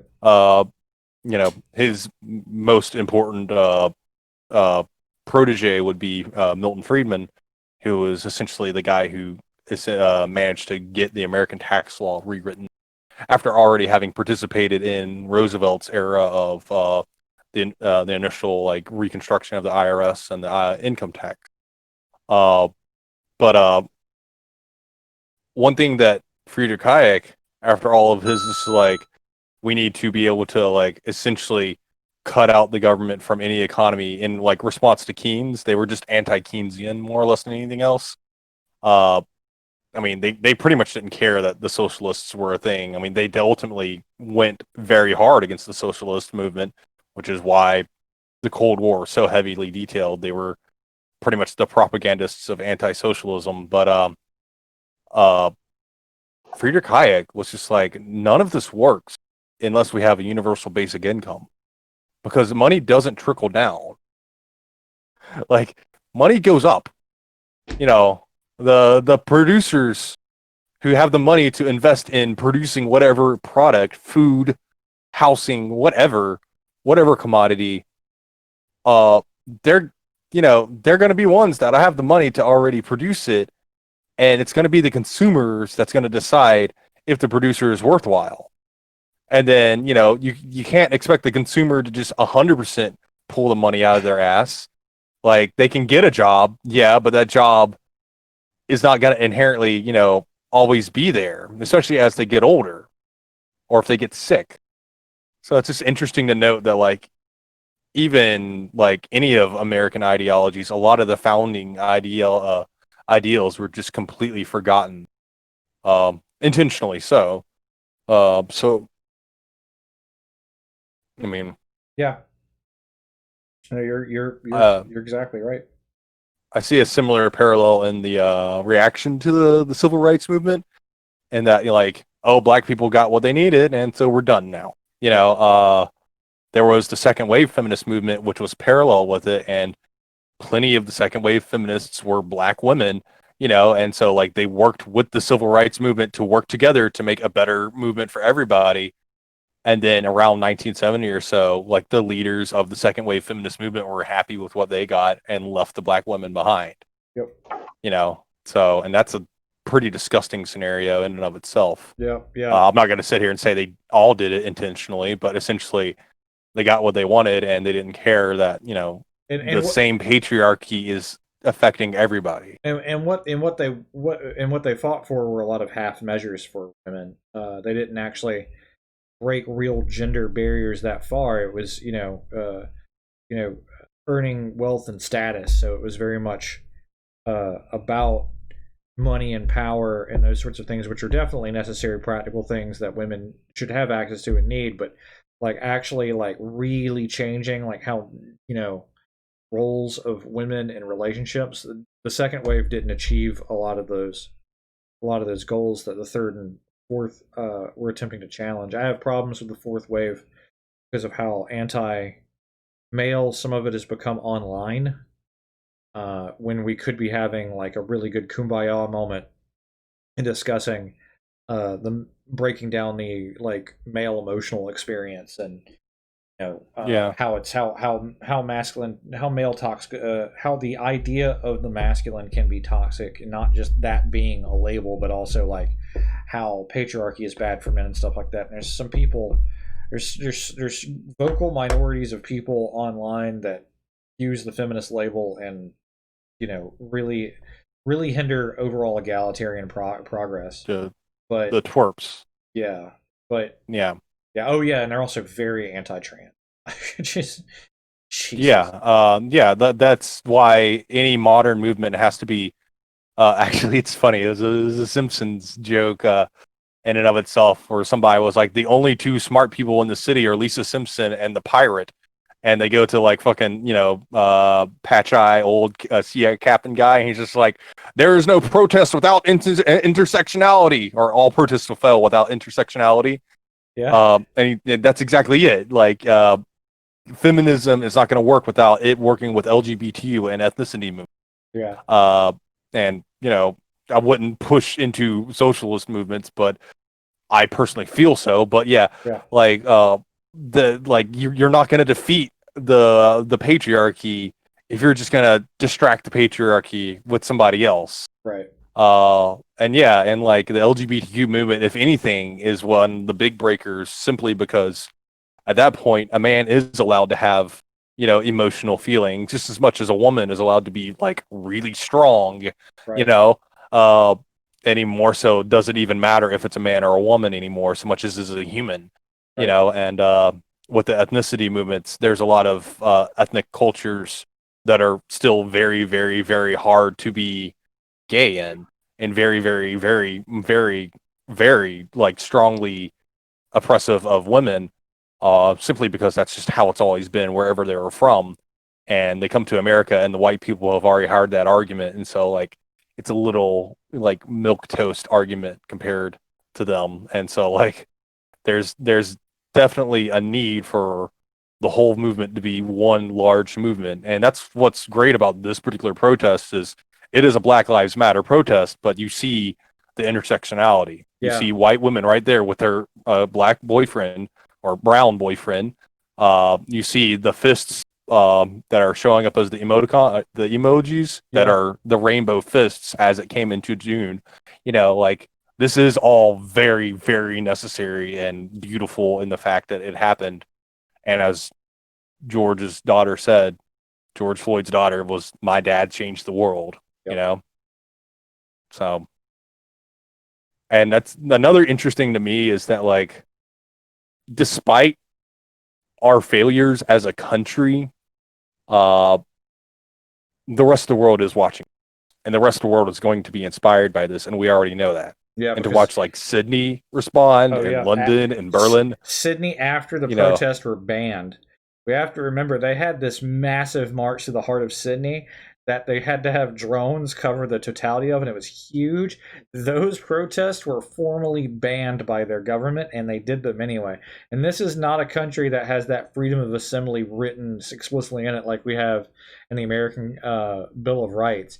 This is like, you know, when they can issue that order, as far as I know, in Australia, it would be normally just like philosophically legally binding. I think they have like freedom of expression, assembly within certain limits, but not to the degree America has.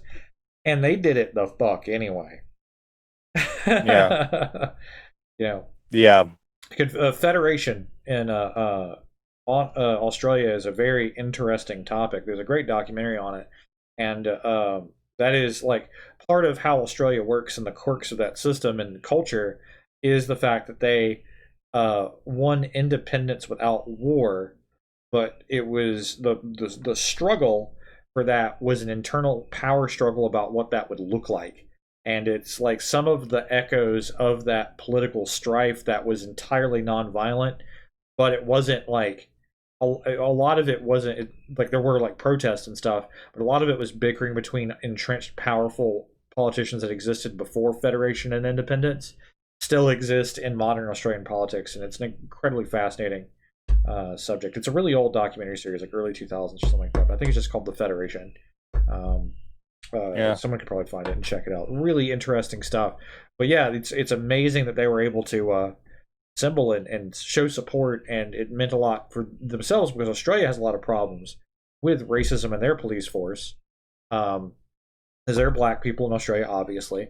There's also a sizable Aboriginal community that is horrifically oppressed and intentionally left on the outskirts of their legal structure. It's horrifying what's been done to them. And I was encouraging to watch the Sydney protest and have people directly acknowledge that this is a huge problem that needs to be addressed.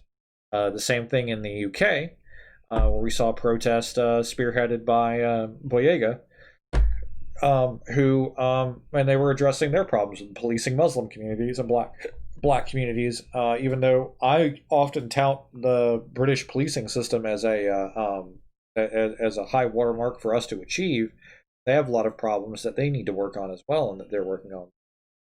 Germany was also talking about that during their march to Berlin, which was fascinating. So it's actually quite amazing. It was also my focus fields in Japanese culture and whatnot. I've watched what's happening in Japan. Japan interacted mostly on the internet because they take COVID-19 super fucking seriously. Even though they have way less infections and deaths in ours, they take it seriously. So there's very few physical demonstrations, but lots of online activism. And NHK, somebody within the NHK made a very racist animated video that it was bad in two ways. It was visually racist, and the translation from it, it really didn't talk about George Floyd that much.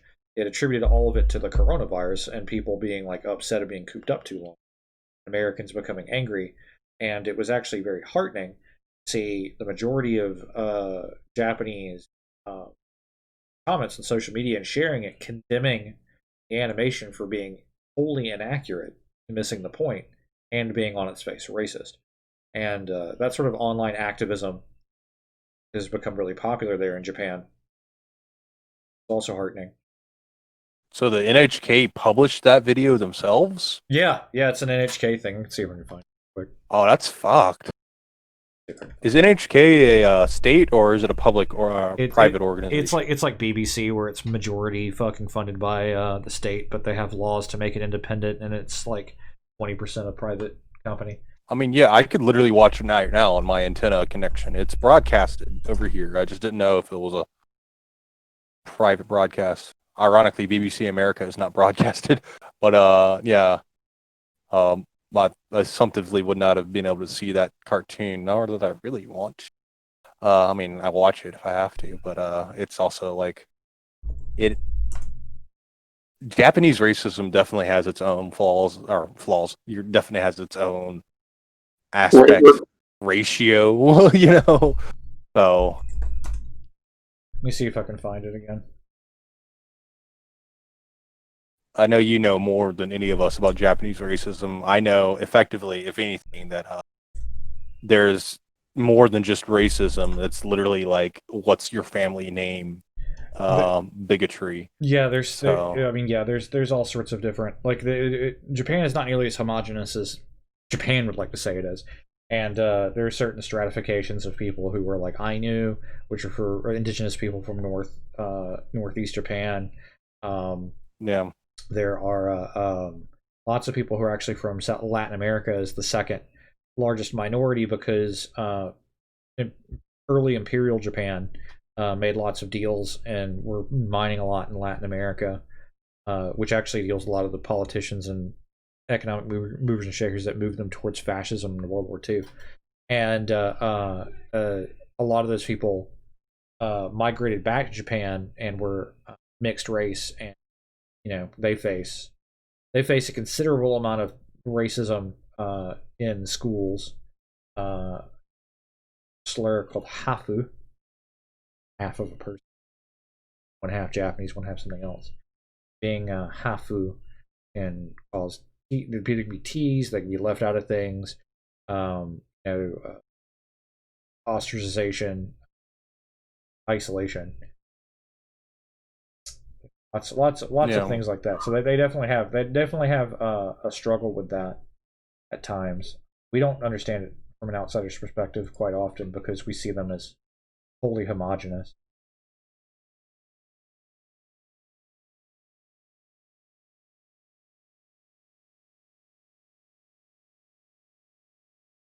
HK.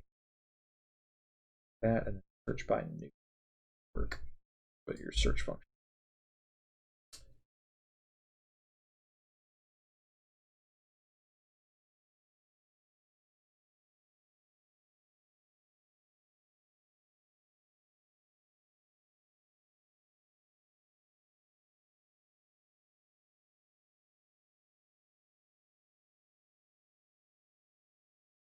Okay. I don't know. I read it.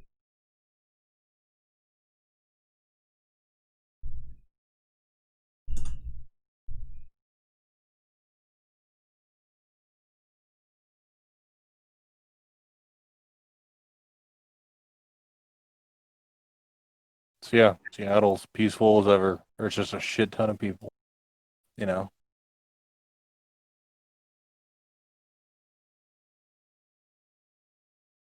I think there's a barbecue block party. Yeah, I'm totally down with the block party, man. I feel like there's a bit of a critique about this movement versus, Woodstock.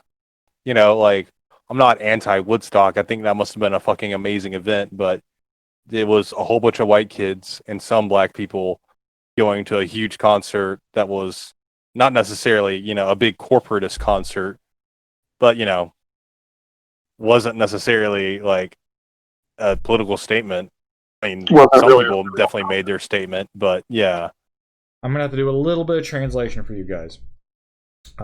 Bear with me. We're gonna move away from woke real quick, and we're gonna look at some racist Japanese bullshit. Be prepared for racism. I'm gonna beat myself out.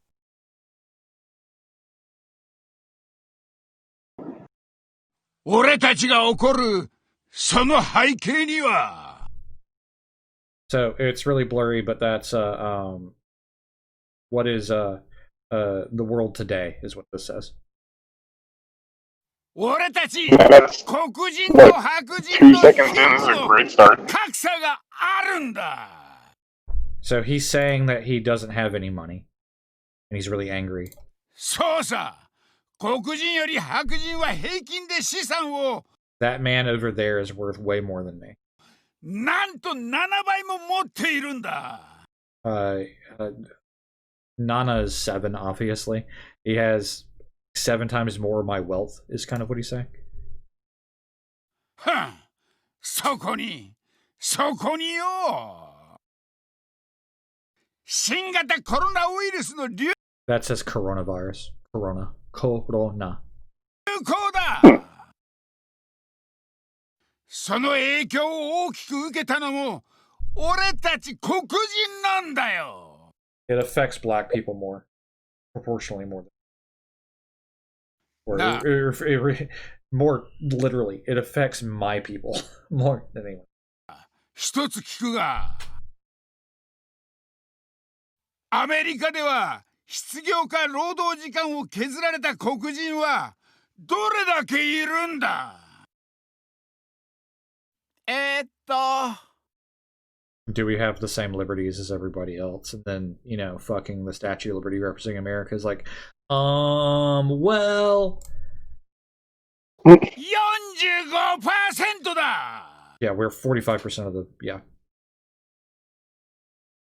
こんな怒りがあちこちで吹き出したんだ。Yeah. Super racism. So, I'm gonna go to the Twitter though, the actual Japanese Twitter, before we all lose our minds. All of these, I'm not gonna go and translate all of them. Look at this. This is amazing.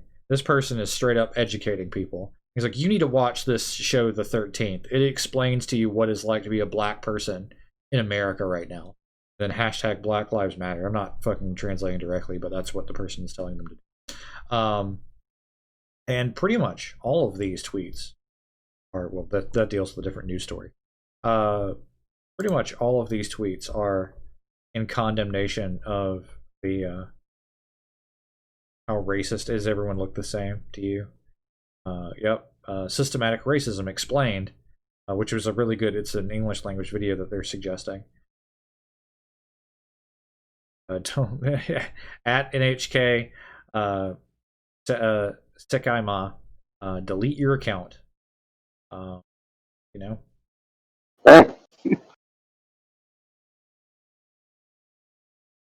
Almost all of these tweets are straight up fucking calling them out as racist and dumb and ignorant and not understanding the American experience. They're so angry. And this person is, this is an American, very disappointed how NHK World depicted America. Yeah. That's what's going on in Japan right now. Casual racism and people calling them out on it, which I'm very happy to see. As Al Roker says, here's what's happening in your neck of the woods. Yeah. Yeah, that was super racist, wasn't it, everybody? I don't... What happened? Like, I don't even know. What is journalistic integrity in Japan? Well, it's but yeah, NHK is not just a news organization. Kind of like the BBC, they put on like, you know, satirical news stories and comedy shows and whatnot. But yeah, there's that infamous Taiwanese animation studio that does the 3D animations of American news that are fucking crazy. Those are fun to watch, but they're fucking crazy. But yeah, but Sekai no Ima is or the World Now is a news thing. You know, that's what that is. And it's so fucking blatantly ignorant and terrible. But like I said, most people in Japan calling them out for it, and a lot of Japanese followers on Twitter and their social media have been supporting Black Lives Matter in the way they can. It's just not very many physical protests. Like I said, they they treat COVID-19. There's a lot of physical movement around the city if you watch like a telecast of what's going on. But from an American perspective, it looks kind of like this, but it's a little bit more spread out. From a Japanese perspective, that's fucking nobody on the street. So they're taking it really seriously over there, so there's no mass protest and gathering. Before anybody thinks otherwise that Japan doesn't have a history with socialist protest movements, they're fucking wrong. They had goddamn riots in the 1960s and 1970s when we brought a nuclear-equipped sub up to shore there, and many other things against Vietnam, too. It was a huge, huge deal in modern Japanese history. They have a very, very vocal socialist undercurrent in Japanese society that's pretty strong, storied history, and resistance to their own government during World War II. We don't talk about in America. It's totally a thing.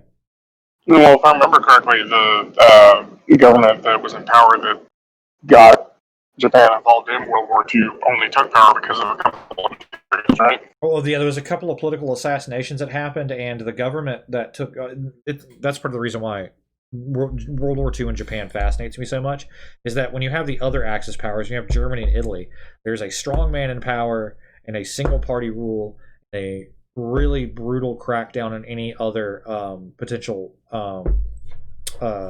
other, anyone who antagonizes that party or would ever fucking share power with them. In Japan, right-wing fascists and nationalists never achieve that level of total domination of their own government. Throughout the whole war, they have a diet that's semi-functional that, like, on paper isn't legally allowed to publish anything that's against the government or what's going on, but in practice still hold seats and occasionally do things that disrupt the fucking war effort and other insanity. Like, it's a very weird, different, wild situation. Like, in, I believe, 1943, Japan lost control of Tokyo, and the military had to invade itself to retake their capital. It is a absolute fucking shit show from the top bottom. And like my honors thesis I was working on, the entire thesis of the honors thesis was that war crimes are so bad in the Japanese theater in China, not necessarily because of any sort of unified racial ideology, which exists on paper, wasn't as popularly consumed as we seem to think so in the West, but it is actually the nature of that political chaos that caused war crimes to be that bad. The fact that nobody was in charge and everything was a fucking mess allowed people to do horrible things as they became either more desperate or became kings of little fiefdoms and saw so much death around them and were sociopaths in their own right, and went insane with no sort of structural oversight or any sort of checks and balances. It's a very not popular topic anywhere to talk about or analyze in an academic setting that way, because from a political perspective it pisses everybody off to really actually analyze it. Right-wing people in Japan don't like it because it 100% confirms there's war crimes. Nationalistic people from other countries don't like it because it doesn't place blame squarely on an actual authority in the Japanese in Japan. Americans don't like it because it doesn't paint a very easy to understand homogenous picture of Japan, and there's no one directly to punish, even though there are absolutely 100% evil actors who do horrible things. There's no static hierarchical structure that organizes the genocides like in Germany. And there's plenty of evidence to suggest that people were rubber stamping their own authority to get things done as part of the various infamous genocides. Though there were absolutely people who supported doing anything at any cost to learn more about making chemical weapons so they could put them together, and they had tacit knowledge of what was going on. Those individuals are not necessarily the people in power, nor was there any political will to do anything about them, even by other people that were there. So it's less a Nuremberg defense of they were following orders and more a, like, did you even know what was really fucking going on? And in an Asian culture, face culture is a really important thing, and that's actually too, it sort of actually dive into this as any sort of defense or offense against anybody, really taboo, because one of the worst things you can ever say is that you lost fucking control. But that's the reality of it, is it was chaos and everyone lost fucking control. Yeah, and there's another reason why people don't want to look into that, because it says something very, very scary about the human condition. It says something that regardless of your culture and regardless of your race and their place and time, and I had other supplemental war crimes that played out this way on a small scale in other theaters of World War II and other conflicts to compare to this, that at any point in time, anywhere, there's a sufficient loss of control, enough death and violence around people, this could happen anywhere. And some of the atrocities committed in Nanjing and surrounding areas of China are considered much worse than the Holocaust. I don't want to compare those sorts of things. It's not really a comparable deal. But like some people do kind of hold it out that way. And from that perspective, if you take my analysis, it says that like some of the worst of human atrocities can happen anywhere if there's just enough of a loss of control. That is truly fucking terrifying. Right. That does explain a lot of history. I'm gonna get the dynasty's name wrong. The Qing dynasty, the one of the late, like the roughly 900s AD. I think it was a Tang, but yeah. Tang, yeah, and how they pretty much just completely lost control of their dynasty, and it resulted into what is proportionately the largest genocide. Like, not on pure numbers, but in terms of the world population at the time, was like at least 20% of the world population died in just China. And, a lot of it, almost all of it, was purely just due to incompetence of the dynasty for fear of losing control in its areas. And, it wasn't necessarily something like the Holodomor, which is where Stalin just starved out Poland and Ukraine, political chaos on that protracted of a level is an incredibly frightening thing, which is actually one of the reasons why people were rightly frightened by what's going on in the country, because we had all of the elements of this not being this way. That's actually probably the most unspoken about but beautiful things about what we're seeing on screen right now, is that all these people are peaceful. The peaceful victory was just won in Seattle, but like all of the elements existed. We had a plague. There is a potential threat of food shortages. There's increasing economic disparity. There are people who are without income at all. Large amounts of people who feel oppressed and enfranchised. Tons of weapons floating around. Very fractured political climate. Competent top-down leadership on a large scale. Fragmented political cells on the local level. If I put those pieces together at any other point in history than what we're watching right now, it's like what happened to the Han Dynasty when they split apart into 3 kingdoms, or what happened when Rome fractured into 2 and then eventually 4 pieces. There are tons of other situations where this becomes blood and chaos, but right now, that did not happen. People peacefully organized together using both a combination of modern technology and a culture of common humanity to hold it together and affect change without doing that. There's a long road ahead. Lots of scary things could still happen. But there are a lot of people, myself included, that watch this with bated breath because all the elements existed for chaos, not unlike what I warn against when I study modern Japanese history and this, in the Sino-Chinese War. That are possible here. And I agree with Robert L. Evans. It could happen here. But hopefully, peaceful cooperation has won against the forces of chaos and oppression. Looks like they might just do that. What do we tell you about being optimistic about this? Right. Well, what I'm going to do, because I'm exhausted, is since we have 2 minutes to a 2-hour mark, I'm going to call it for tonight. I can actually get some fucking rest. Yeah. Yeah. Thankfully, tonight has been a horrible night for everybody, and everybody can sleep. Yeah. With the nightmares incurred by the losses gained. Yeah. Just in absolute flames. Yeah. Look at all this horrifying disaster in front of us. Oh my God, it's on fire. What a world. Oh, the humanity. Oh, the humanity. You remember when that one guy looted the hot dog from the hot dog vendor with $100 bill? And then the woman looted him back with exact change. It was terrifying. You loot yourself? Is that how that works? Yeah. All right, guys. I'm gonna call it. Actually, if things progress this way, I would like to take a day off. I really need to take a day off. Yeah. I think unless something happens, I'm gonna at least take one day off from doing this. I'll see everybody later. Okay.